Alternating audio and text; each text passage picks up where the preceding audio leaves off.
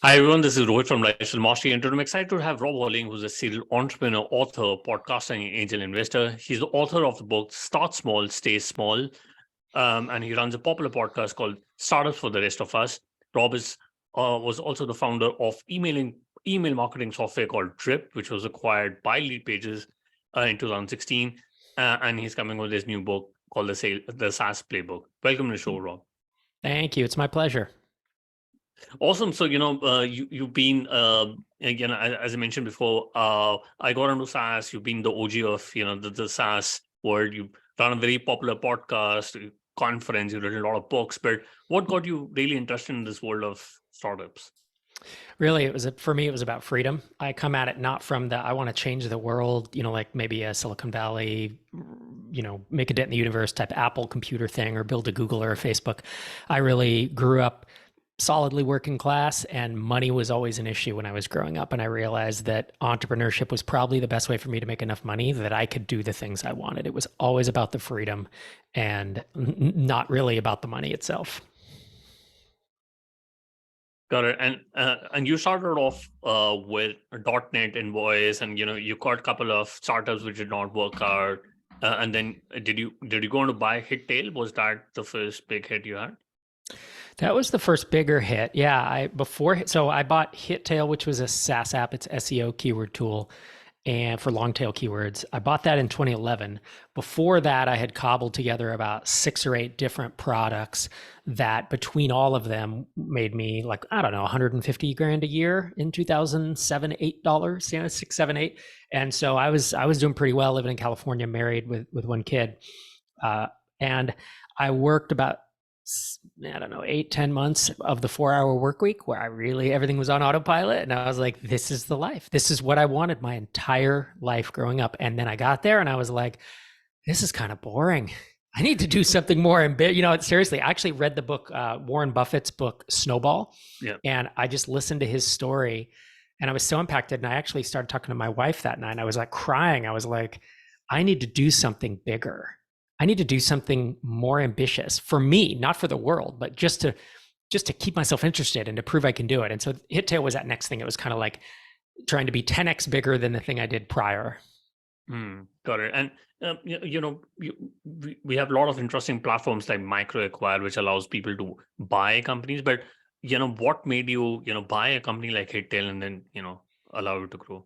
Right, instead of building it. So I found out pretty early that buying allows you to skip 6, 12 months of building plus 12, 18 months of finding product market fit. So it was just at that point, a shortcut. The only reason I had money to buy is that I worked a day job and I would consult or write code on the side as a freelancer, $50 an hour. And then it was 75 and then it was 100. And I put all that money in a bank account. And so over the course of a couple of years, I saved up $11,000, which was more cash than I had ever had in my entire life.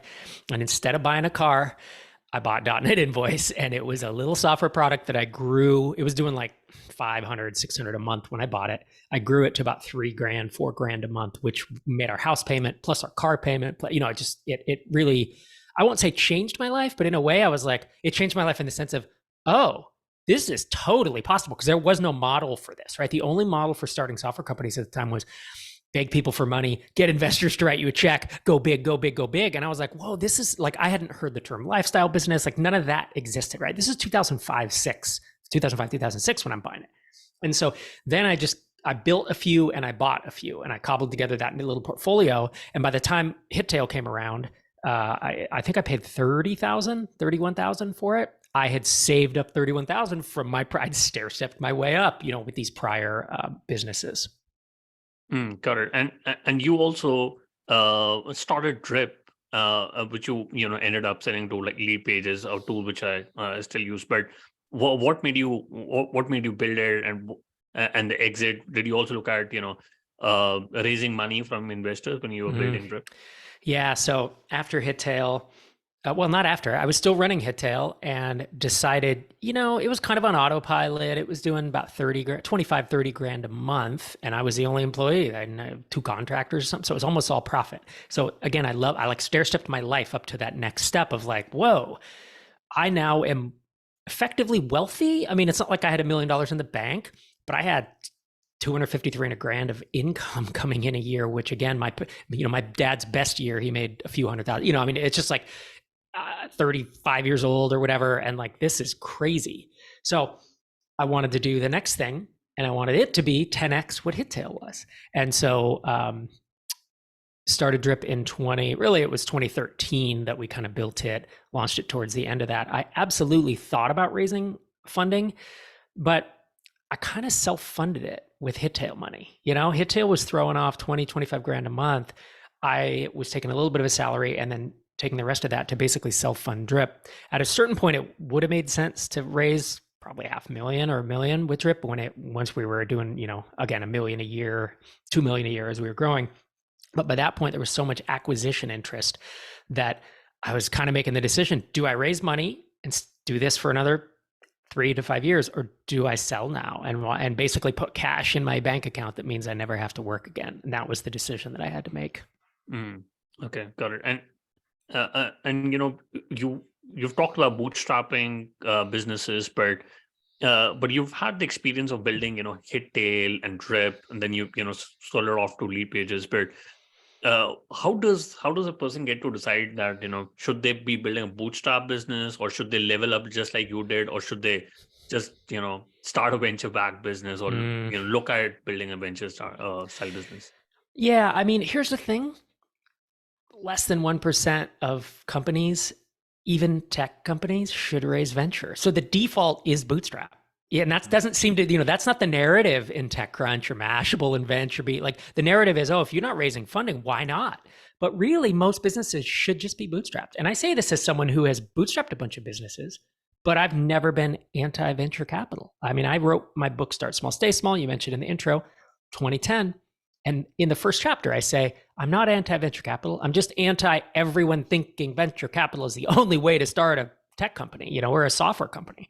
That's not true. And that's really what my life's mission now has come down to, is like showing the world that bootstrapping, or mostly bootstrapping, I call it, like if you raise $100,000, $200,000, I know that sounds like a lot of money. You're still pretty much a bootstrap company. It's not until you raise in the millions that like it changes dramatically how you can act. I am now technically, I don't like saying this, but I'm technically a venture capitalist. I've raised with my co-founder a $42 million in funds, and we invest in bootstrap SaaS companies. So I'm certainly not anti-venture capital. However, if you were to ask me today, by default, what would I do? I would probably bootstrap the company. I would bootstrap it until it makes sense to raise funding.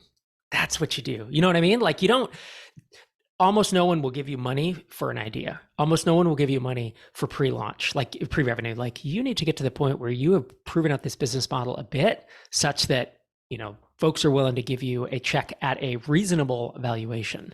But most, if you really are thinking, I want to build a two-sided marketplace, you should probably raise venture capital. If you're thinking, I want to make a dent in the universe and build $1 billion company or go to zero, that's a venture capital goal, right? I'm going to be in a market that is winner take all. It's moving very fast, like AI or VR, AR. Probably if I were building drone technology today, what is like the cutting, bleeding edge? Very hard to bootstrap companies in those spaces because so much money is going in. So in those spaces, I would say, all right, I'd probably lean towards VC. Almost everything else, I would bootstrap it today until I got to the point where, maybe I'm doing 50 grand a month and now I want to raise funding, or 100 grand a month and now I want to raise funding. That's not a bad way to go.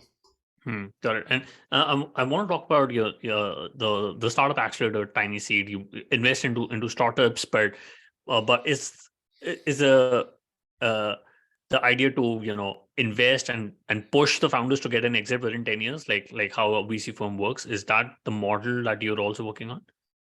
No, our biggest thing is to give founders optionality. That is like our number one goal. We invest like Y Combinator, where we take a certain amount of equity, usually through a safe, sometimes through an actual price round. And we invest between 100 and 250,000 usually US. And we allow founders to, if they want to run their company for long term and take profits out, that's okay. If they want to sell the company within 10 years, that's okay. If they want to go raise more funding 3 months later, a year later, 3 years later, that's okay. We'll help them. They can raise it from angels. We've had one, actually, I guess 2 companies now raised from venture, from true like raised VC levels. About a third of our companies, I think, have raised follow-on funding. And the other 2/3 just said, you know what, I'm good with mostly bootstrapping, and the tiny seed money has gotten me to the point where I want to be. I will say one caveat to what I said earlier of, if I were doing it, I'd get to 50,000 MRR, 100,000 MRR before I'd look for funding. Tiny seed, we fund companies between about 1,000 MRR up to about 30 or 40. Our highest MRR ever was 100, but the sweet spot is 1 to 40. And that's not a bad time. It's not a bad time to raise from something like Tiny Seed, where it's not just about the money.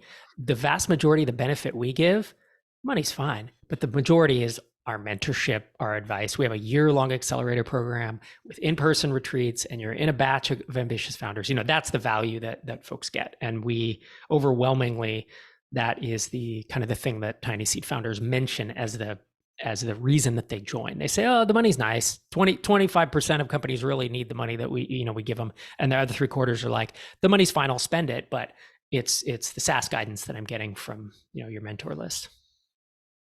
Got it. And Rob, you've been into SaaS for quite a long time. Why do you think SaaS is the best business model? Oh, so many reasons. It's subscriptions. Like, everybody wants subscriptions, right? We see e-commerce with razors and T-shirts trying to become subscription, because that is the most incredible way. It's a cheat code. It's a business cheat code, and SaaS has that built in. So that's number one. Number two is, you can build a subscription e-commerce business where you're sending, bubbly water to people's homes every week for a certain amount. And the cost of these and the warehousing and the logistics, very expensive, low margin business. SaaS is software, very high margin, oftentimes 90%, 80 to 90% gross margins, 30 to 50% net margins. That's net profit at scale. I'm talking millions, tens of millions, hundreds of millions. You can have that. So it's incredible. And then really the third reason is, if you decide you do want to sell, the exit multiples are insane. Even today, stuff has slowed down due to the economy, but it will be back. But we've seen founders sell for 5 times. I've seen founders sell for 10 times annual recurring revenue, forward looking. So it's like, you build a business to 2 million and you're looking at $10 to $20 million exit. Like, where else does that happen? Certainly the e-commerce is what, 1 to 2x, maybe 2 to 3. I don't know exactly what it is, but the numbers are crazy. I'm not saying you have to sell, but should you decide, you are building incredible amounts of value and net worth for yourself. Right, got it. And in the last couple of weeks, there's been a lot of hype about ChatGPT and AI. And do you think AI will replace SaaS models and SaaS businesses? Especially with one-dimension apps. Do you think Microsoft and OpenAI could go out and kill those business models?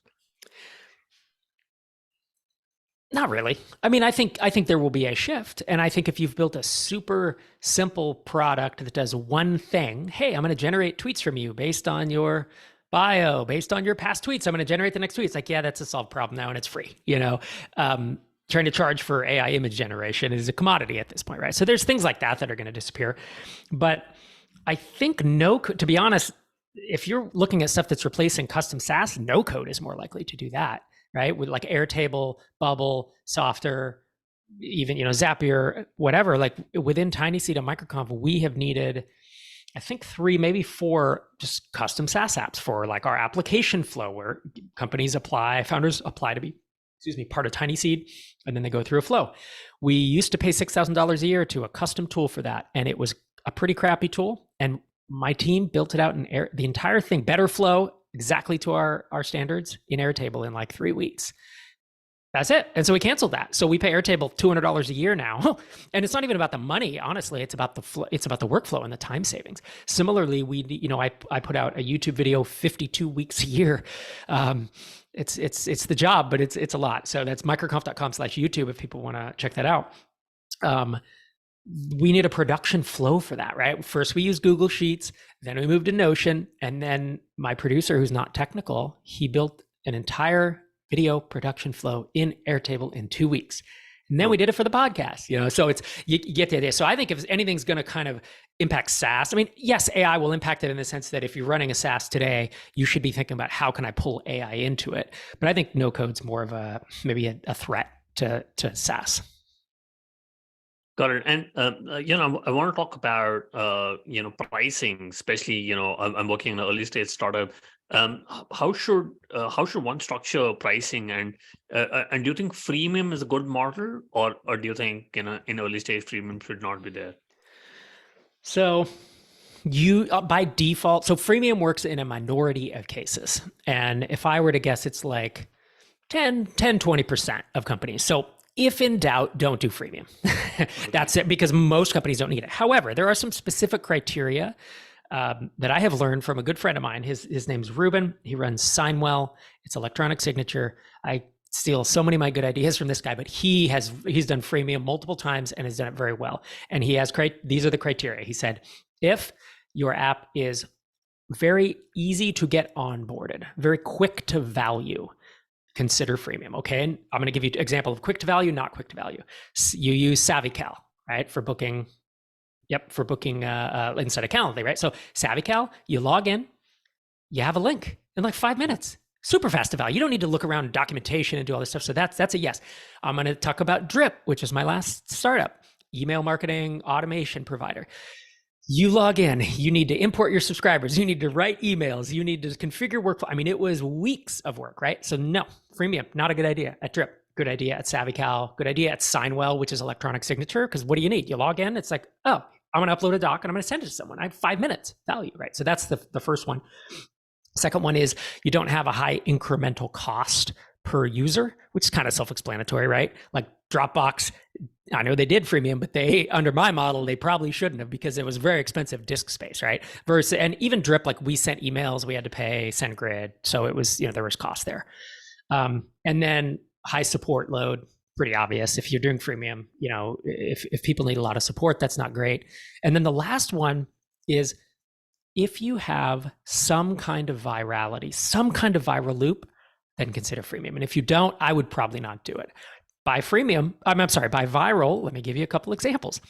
SavvyCal, you sent your link to me. If I hadn't used, I click through. I'm at SavvyCal's website. Hey, powered by SavvyCal. I'm like, this is kind of cool, isn't it? Right? There's a bit of virality for every user that SavvyCal gets. They get, I'm sure their viral coefficient is above 1. I'm sure they're getting other people to sign up. Similar with electronic signature. Funny that Signwell and SavvyCal, I'll keep mentioning, but Signwell is the other one where it's like, when I go to sign an electronic signature doc and I send it out to someone, they see it and they're like, oh, this is a better interface than DocuSign and HelloSign. I think I might try it out, right? So those are the viral points versus something like email service provider is usually not a very viral app. Got it. But if I'm not offering freemium, but can I offer free trials of that's something I should do. Yeah, very different. Freemium is free forever with limits, right? Yeah. Versus a free trial is someone wanting to poke in, and the bigger decision is like, well, there's a couple of decisions: do I ask for credit card up front or not with a free trial, and do I allow a free trial self sign up, or do I require a demo up front? And those are the questions that I think people often struggle with. Okay, got it. And especially when you are working in SaaS, you're always looking at getting more customers. But what is if you're doing it from scratch in 2023, what would be your strategy on how to get customers? What are the marketing touch points? Would you look at? What are the sales channels? What advice would you give? So I've found 20 B2B SaaS marketing approaches, exactly 20. And I'm sure I will find 21 at some point, but I put them here in this book. Kickstarter is live, when this episode goes live, but I have them listed. But what I have is I have what I call the big 5. Is that what I call? I don't remember even what I named them, but there's 5 that I see working for a lot of companies.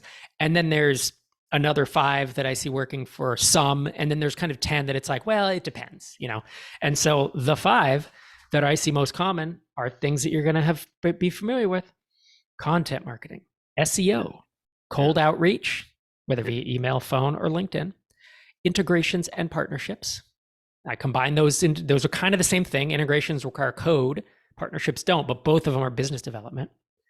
and advertising, usually pay-per-click, right? So I haven't written here on my notebook for those with the video, but those are my big 5. And again, those are in the book. You don't have to memorize them here.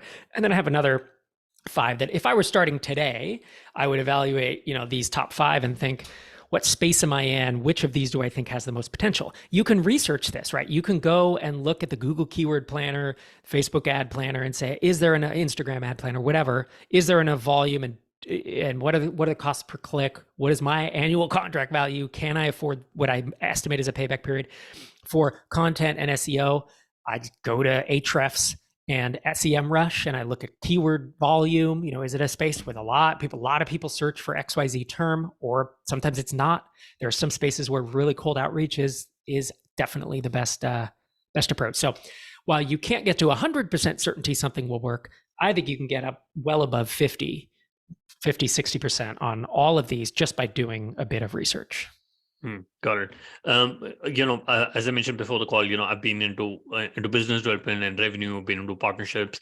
Any advice for outreach, especially you talked about phone, email, and LinkedIn? What should be the ideal cadence of somebody who's just starting off as a sales guy in a SaaS company? The ideal cadence of how many people he should reach out to so that he could get those meetings and then get those signed customers.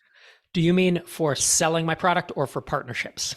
For selling the products. Selling the product? Yeah. So I will admit that I am not an expert on sales and especially outbound. But I do see a lot of companies doing it, right? I've invested in 126 companies or something through Tiny Seed and on my own.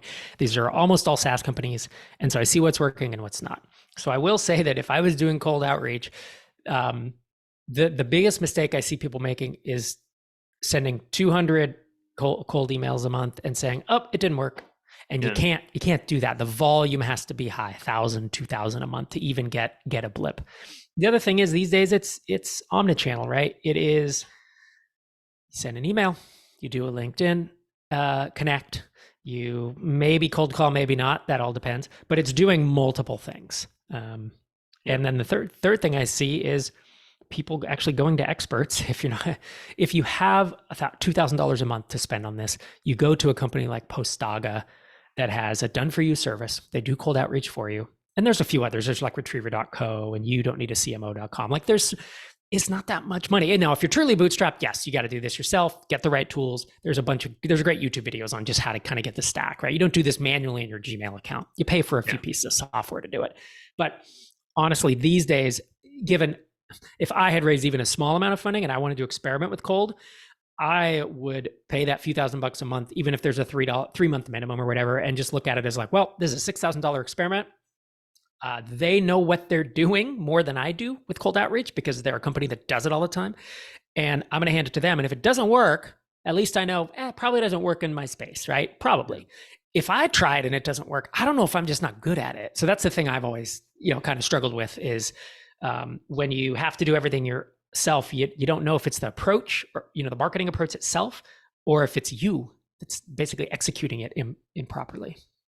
Got it. Interesting. And especially, if you are a bootstrap company and you don't have a great brand to begin with, what would you do to attract, great people so that you have a great founding team? What advice you give to founders on compensation for both for revenue guys or non-founder product guys, engineering talent? Yeah. Well, so here's the thing. I think you need to de-risk the company a bit, right? Before you can hire folks. Right. And that's the hard part, right? Is usually you're doing it on your own or with one other co-founder. And the two of you, are kind of scraping and clawing to get to 10K a month or 20K a month just to get the business afloat. And I call it, first you build a product, then you build a business, and then you build a company. And so building a product is like the early days, even at like $4,000 a month, $5,000 a month, you're not really a business yet. Not really. You're mostly a product and you're still sorting out. You get into that 10, 20,000 a month. It's like, okay, I have money coming in. I can start spending some. Like that's when you start tracking expenses and thinking about, maybe we try to run break even, right? That's where you become a business. And then I think probably around $1 million a year, you start building a company. That's where you hire managers. You start company building basically. I start looking at an org chart, which you never do before then. In those early days, I think the biggest advantage that you have as a founder who's trying to hire an early employee is that it used to be that we hired remote and no one else did. We lost some of that with COVID, but I do think we're getting some of it back, right? The bigger companies are going back to the office. The other thing you can offer though is it's the ability to have an impact on the company and to not be a cog in a wheel. I live in Minneapolis and Target headquarters is here, like the world headquarters, Target the retailer, Best Buy is here, General Mills. And we used to hire developers from them who made more money working at Target HQ, writing software, writing e-com software and such, but they didn't like their jobs because they're like, I'm a cog in a wheel and I write this code and 3 months later it like goes into production because it's this huge, company. Or the politics. It's like, well, if you're on the wrong team, it sucks, right? So these are the things that you need to call out as a small company of like, look, there's 4 of us, no politics. You have a huge impact. Our code base is amazing. It's one of the best code bases you'll ever work on. Like these are the things I used to emphasize in Drip. And that brings great developers if you're looking for that type of talent. The other thing is if you're hiring in terms of salaries, the US is expensive. I still hire in the US when I can, but going north to Canada, same time zone, salaries are 20% less-ish, 20-25% less. Going south to South America, Central America, salaries are half. It's not time zones are almost the same. It's not a bad way to go. We have someone in Europe as well. So I think getting hung up on, well, I have to hire in my country, sometimes that's the right call, but also we live in one of the most expensive salary-wise countries in the world. And so I think having some flexibility there is a win if you're bootstrapping. If you raise venture, you have 10 million in the bank, yeah, maybe you do hire all in the US. Correct. And how would you, structure the interview process for, for a new sales rep or a new product guy? What would be the structure like for you? So for interview process, good. I'm glad you use those examples and not a developer, because a developer is a different process altogether. But for a salesperson, I've interviewed a few, but for a product person, I have done that a lot or several times. So first, there is I hire a recruiter. Don't do your own recruiting. It's too much time. It's 40 hours, I used to say. 40 hours of my time if I was going to run the recruitment process. Writing the job description, posting it all over, filtering resumes, doing the initial call, 20-minute, 30 minutes phone screen, and then getting into it. 40 hours. You don't have to hire an expensive recruiter. You can hire a flat fee recruiter. Like there's one called Remote First Recruiting, and it's like $5,000, and they'll do almost everything a standard recruiter does. And then they have like a $1,500 package that's even less. So even bootstrapped, I would do one of those type things. So with that said, the process is you post the job, you promote the job, someone filters resumes, not me, and someone does these initial 20, 30-minute phone screens. It's just a sanity check, right? Are they who they say they are? Are they a reasonable person? Do I think they'll be a fit? Then there is usually it's a 1-hour interview with whoever will be managing them. Sometimes that's a pair interview where it's 2 people, on the candidate, but usually it's 1. And then I think depending on what stage you're at, like both Microconf and Tiny Seed are 2 separate companies, and they each have teams of 6 people. So usually, we have managers there, right? So usually the manager does a 1-hour interview and says, well, I've whittled it down to these 2. And then I do an interview with both of those, a 1-hour interview. I like the book called Who. I think it's called Who, A Method for Hiring, The A Method for Hiring, whatever it is. You can Google that or, go on Amazon. It's very in-depth, and I don't do a Who interview process is like 6 hours, 8 hours long. I don't do that. I shorten it, but I do use a lot of tips from that in my own abbreviated fashion. Correct. We'll put that in the show notes. And, especially when you are interviewing somebody, you're spending like an hour or 2 hours with them, how can you really test for, grit and curiosity in the interview process? Yeah, it's tough. I mean, that's the thing is like resume and small talk is not the way to interview. Yeah. Right. The biggest mistake I made early on as an interview. So my first interview of me interviewing people ever was probably it was 20 years ago now. And I was nervous and I was trying to be nice and I didn't want to ask hard questions. And that's the worst thing you can do. these days, I will ask hard questions, but I ask them very tactfully, right? Very nicely, to where it almost feels like I'm being nice, but I'm asking, instead of saying, boy, it sure looks like you're a job hopper, I say things like, so I noticed like the last 3 jobs, you've been there about 8-9 months each. Let's talk through each of those. I'd love to hear, what didn't work out there, right? And so they tell me the first one, and it's like, oh, my boss was this or that. All right, talk to me about the next one. Oh, my boss was this or that. Third one, oh, my boss didn't see me. And I'm start seeing, wait a minute. In my head, I'm seeing a pattern. Is it the boss or is it you? So asking things, like that, being willing to ask hard questions. I interviewed someone a couple of weeks ago, and on this, the first answer was a valid and honest answer, but I dug in deeper and I said, no, tell me more about what you did on that project. What specifically did you do? And then a little more. Okay, so you did that. Did you ever do exactly XYZ? Because this is what I need them to do. I haven't told them that, but like I need them to know how to produce video or whatever the thing is.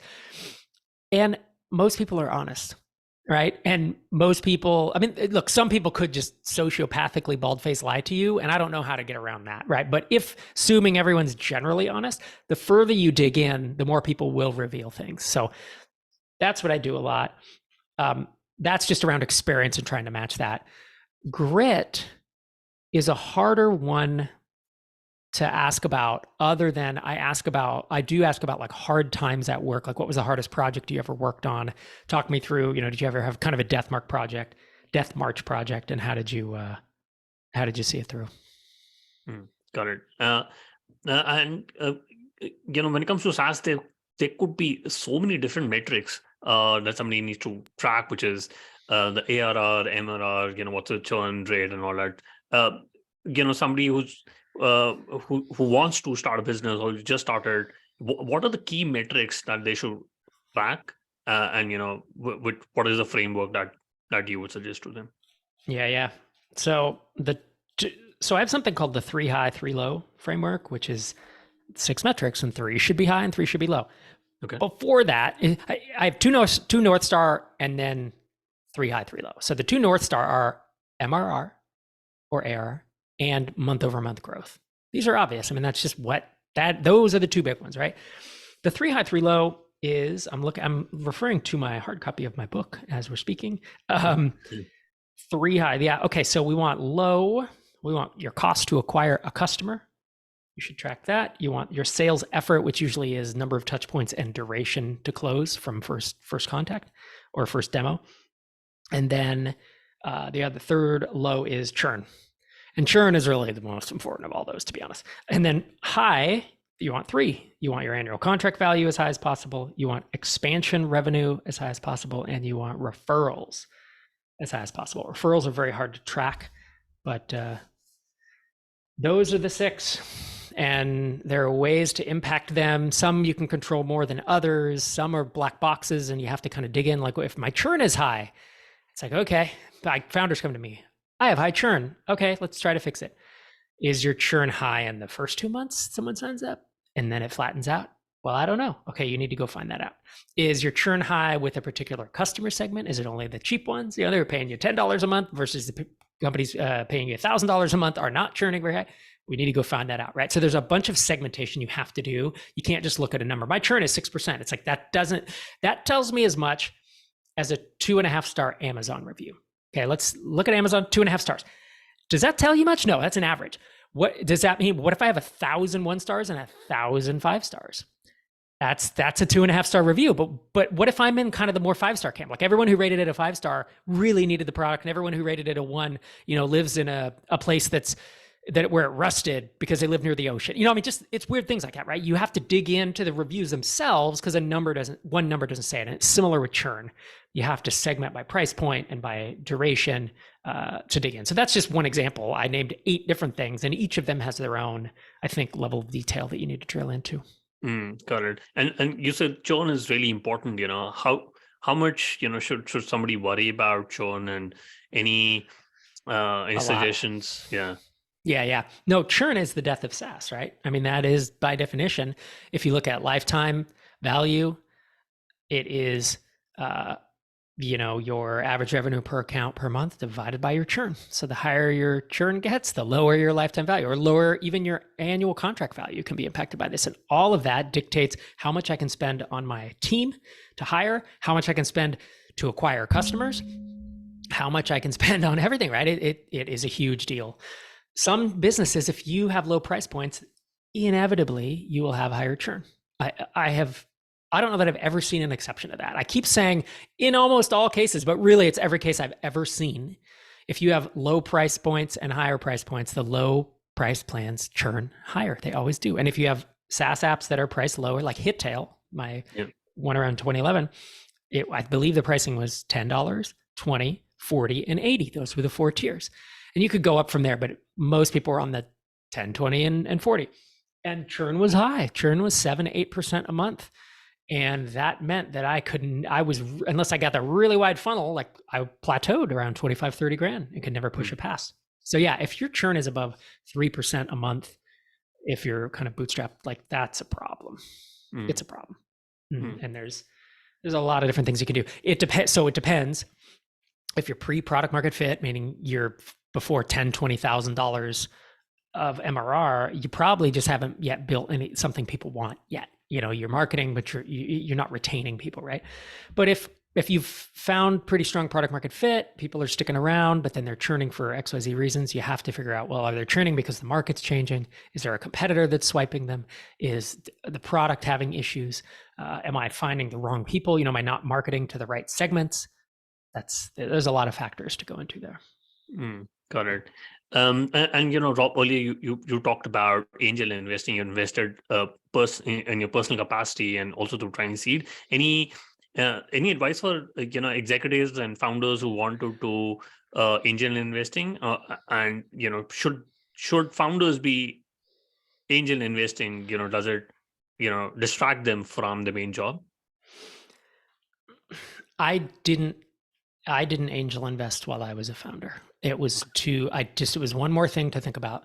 The only exceptions were deals that literally came to me, like Jason Cohen starting WP Engine in 2011. And he emails me and says he had read my book. We were bloggers. He knew me. I think we'd probably met by that. No, I don't know if we'd met, to be honest. But anyways, and he says, I'm starting this company. And I said, great. I don't even know what it does, but I'll scrape money together, and put it in. So it was stuff like that where to me, it was kind of a shoe-in. That later paid for my house, by the way. It was a good investment, but I don't see a reason. Well, to me, I was always betting on myself, and every dollar that I had to put into my own company, I felt like I was in control of leveraging that up, right? Now I was trying to turn, that money into millions or tens of millions. I don't have an issue with angel investing in other people, but I do think A, it's a little bit of a distraction for me personally, and B, the use of funds. I would prefer, just like there were, this is not advice, but like there were a few years where I was tight on funds as I was growing the company. I did not contribute to my retirement for those 3 years because I thought, you know what, my retirement is this company I'm building. And it turns out I was right, but if I had been wrong, that's kind of a bummer. Got it. And want to talk about the book. You've written a couple of books. What was the process of writing the book, and why do you want to launch on Kickstarter? Yeah, good question. So launching on Kickstarter, I'll take first because it's kind of simple. There's really 3 reasons. Because I've launched, this is my 4th book actually, and all the prior ones, it was just a launch like you would launch, right? And here's a landing page, and click the button to buy the book, or click on Amazon to pre-order the book. I wanted to do Kickstarter, number one, because I wanted to print hardbacks, and you have to order hardcovers in advance, and they're quite expensive. So I did want to do a big pre-order thing. So, okay, Kickstarter is designed for pre-orders. I could have put up a landing page though, right? And still did, hey, pre-order the book. I also then wanted to have a bunch of tiers. I really like being able to bundle this, like this plus audio, hardcover plus a PDF. I wanted a hardcover plus the ability to ask me questions about the book on a live Q&A, on a recorded Q&A, the ability to do a one-on-one call, a bunch of tiers, 7, 8 tiers. That starts to get weird on a landing page. Kickstarter is designed for that. And then the third thing really is that I view Kickstarter almost, it's like a community, right? A social network of sorts. And I have a good following on YouTube. I have a good following on Twitter. I have a good following on my podcast and my email list. But like I've backed 275 Kickstarters, but I've never like done a Kickstarter. And so for me, like I'm happiest when I'm learning and trying new things that may or may not work. And this is one of those. So to me, it's like pushing into the resistance of like, ooh, it's scary to do. But that was a reason I wanted to do it. Writing the book is hard. You would think that after 4 or after 3, this would have gotten easier, and it didn't. It was actually harder because today I have a day job. I have 2 day jobs, as you heard, with MicroConf and Tiny Seed. So I started off really strong, and it took about 2 months, and I wrote half the book in like 2 months. I was like, this is amazing. I'm going to write this thing in 4 months. I'm going to be done. And then I stalled out for almost a year with like no writer's block, and just couldn't carve the time and didn't know where I wanted to go. So I actually wound up hiring something I've never done. I hired a writing coach who really helped me it was accountability. She would also I knew I have a YouTube video and I have a podcast all about this exact topic. And she would take that and turn it into this chapter or this section. So she would write it, but it was all my stuff, and then I would go through and turn it into my voice. So you might call it ghostwriting in a way, but not in the way that, like, traditionally when you think of ghostwriting, it's like you didn't write the book, someone else wrote it for you. It isn't like that. These are all my thoughts, my ideas, all from other 650 podcast episodes and 200 YouTube videos I pulled out. So that helped me from the time she started. I think it was like 4 months, and then the other half was written. So it was a painful process, but I am definitely glad to be on the other side of it. Awesome. And you've been OG of podcasting. Any advice for podcasters like us on how to grow the audience? And it's one of the hardest things, dude, because like you can go on YouTube. Again, I keep mentioning, like, I have a podcast and I have a YouTube channel, and the YouTube channel grows so much faster because it has this virality. Right now, there's platform risk there. It's video, so it's hard. It's way more expensive to do YouTube. I mean, we pay a lot of money for editors, but that's growing faster. The only way I've found to grow the podcast is to go on other podcasts. Whether it's an exchange, like I did with My First Million, where Sam Parr came on mine and I went on there, that was noticeable. Or to come on this podcast, I'm sure I'll get a few new listeners. The other thing is shipping every week forever.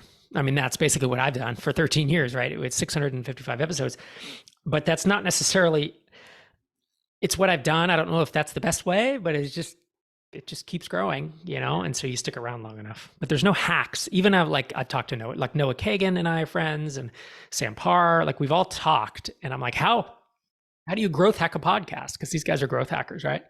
And they're like, yeah, not really any way to do it other than be guests on other podcasts. I mean, that's really it. Got it. Interesting. And I quickly want to do the top 3. What's your favorite business book? I'm going to give you just a business book that I'm really liking right now. It's a book called Founding Sales, and it is by Pete Kazanji. It's so good. It's in depth. He was a founder who was not a salesperson. He had to learn it. And he basically was looking, he's like, well, there's got to be a book that teaches me this. And there wasn't. So he wrote it. It's like 500 pages. It covers everything, like crazy detail. So highly, highly recommended. Got it. We'll put down in the show notes. And, if you could go back in time when you started writing a book, what is the one thing you would have focused on or done anything differently? I would have gotten help from the start. Like my biggest weakness is I tend to try to do everything myself. Too many things without help. And as I said, the writing coach came in and helped me get it done. And I should have just done that from the start. Got it. And do you have any favorite online tool, for example, Gmail, Slack, Zoom? I love Airtable right now. We have so many apps built on Airtable, and we just keep doing. Now, every time we think of something that we want to hack together, I'm like, let's just build it in Airtable. Okay, awesome. We'll put down the show notes. And Rob, what is the best way people can reach out to you and know more about your book, the SaaS Playbook? So SaaS.Playbook.com if they want to find out about the book. I am on Twitter. People can ask questions at Rob Walling. And of course, mention the podcast a few times, Startups for the Rest of Us. It comes out every week if you're interested in hearing more about. I say it's about bootstrap SaaS. Really, it's about being an entrepreneur, and about probably more than half of the stuff I say is broadly applicable. We have folks who are e-commerce, info product, whatever, any online business that get value out of it. Got it. We'll put that in the show notes. Rob, it was a pleasure speaking with you. Thanks so much for taking your time speaking to us. Absolutely. I had a great time.